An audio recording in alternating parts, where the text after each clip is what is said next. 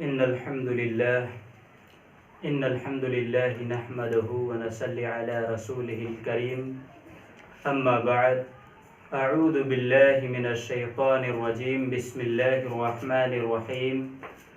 تمام قسم کی تعریف و توصیف اس خالق کائنات مالک ارض و شما کے لیے ہے جنہوں نے ہم بنین و انسان کو اس روئے زمین کے اندر مبعوث فرمایا اور مبعوث فرمانے کے بعد ہمیں یوں ہی بیکار اور نکمے نہیں چھوڑ دیا، بلکہ ہماری رشد و ہدایت کی خاطر، ہماری کامیابی و کامرانی کی خاطر ہمارے آخری نبی احمد مجتبیٰ محمد مجتبیٰ صلی اللہ علیہ وسلم کو مبعوث فرمایا۔ تمام انبیاء کرام کے اوپر لاکھوں کروڑوں درود و سلام نازل ہو، خصوصاً بالخصوص ہمارے آخری نبی احمد مجتبیٰ محمد مجتبیٰ صلی اللہ علیہ وسلم پر۔ سامعین کرام، حاضرین مجلس، آج اس پروگرام میں میرا موضوع ہے غیبت اور چغل خوری۔ تو آئیے ہم اپنے موضوع کی طرف پلٹنا چاہتے ہیں۔ اللہ رب العالمین قرآن مجید کے اندر، صحیح مسلم کے اندر ارشاد فرماتے، امام مسلم رحمہ اللہ علیہ اپنے کتاب صحیح مسلم کے اندر نقل کرتے ہیں۔ کیا نقل کرتے ہیں؟ اللہ رب العالمین کا فرمان سب سے پہلے دیکھ لیتے ہیں کہ آخر اللہ تعالیٰ کیا کہتا ہے قرآن مجید کے اندر۔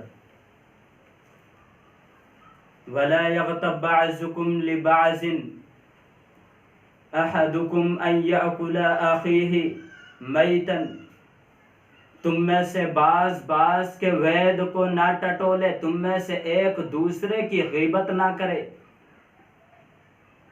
أَيُحِبُّ أَنْ يَأْكُلَ لَحْمَ أَخِيهِ مَيْتًا، کیا تم یہ پسند کرتے ہو کہ اپنے مردے بھائی کا گوشت کھاؤ؟ فَكَرِهْتُمُوهُ، تم ناپسند کرو گے، کبھی تم پسند نہیں کرو گے اپنے مردے بھائی کا گوشت کھانا۔ جب تم اپنے مردے بھائی کا گوشت کھانا نہیں پسند کرتے، پھر آپ غیبت اور چغلی کیا کرتے ہیں؟ غیبت اور چغلی بہت ہی بڑی خطرناک چیز ہے۔ غیبت اور چغلی انسان کو جہنم تک پہنچا دیتا ہے۔ کوئی بھی انسان جو غیبت یا چغلی کرتا ہو وہ جنت میں کبھی نہیں جا سکتا ہے۔ اللہ کے نبی صلی اللہ علیہ وسلم نے فرمایا، لا يدخل الجنت نمام، چغل خور کبھی بھی جنت میں نہیں جائے گا۔ اللہ کے نبی صلی اللہ علیہ وسلم کا ارشاد ہے، من اقل لحم اخیہ فی الدنیا، تو نے اپنے مردے بھائی کا گوشت جس طرح دنیا کے اندر کھایا تھا، قرب لہ یوم القیامت، قیامت کے دن اس کے قریب کر دیا جائے گا اس کے مردے بھائی کا گوشت۔ فیقال لہ، اور اسے کہا جائے گا، کلہ میتن، تم کھاؤ اپنی مردے بھائی کا گوشت۔ اس کے قریب کر دیا جائے گا اور کہا جائے گا کہ کھاؤ اپنے مردے بھائی کا گوشت۔ کما اقلتہ حیا، جس طرح تو نے اپنے مردے بھائی کا گوشت دنیا کے اندر کھا لیا تھا اسی طرح تم کھاؤ۔ فَيَأْكُلُوهُ وَيَهْلَكُوهُ وَيَسِيحُ، پس وہ کھا لے گا اور وہ بدترین شکل کا ہو جائے گا، اس کا شکل بہت ہی برا ہو جائے گا، اور شکل برا ہو جانے کے بعد وہ چیخے گا، چلائے گا۔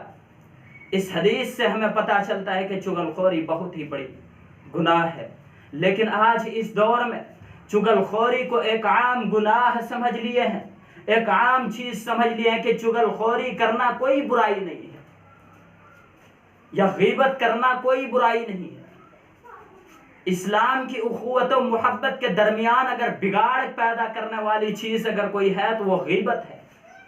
غیبت کو بگاڑ پیدا کرتی ہے اسلام کے اندر، یا آپس کے مخلوقات کے درمیان اگر آپ کسی کا غیبت اختیار کرتے ہیں، غیبت کرتے ہیں، کسی کے برائی کو لے جا کے کسی اور کے سامنے بیان کرتے ہیں، اس سے اخوت و محبت اور بھائی چارگی قائم نہیں ہوتی، اس سے بگڑتا ہے، بنتا نہیں ہے.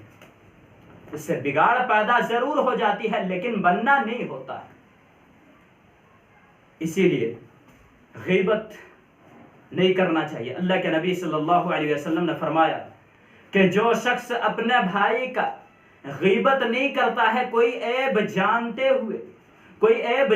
ہوئے اگر غیبت نہیں کرتا ہے تو اللہ کا اس پر یہ حق ہے کہ اللہ تعالیٰ اسے جہنم کو حرام کرے، جہنم سے آزاد کر کے جنت دے.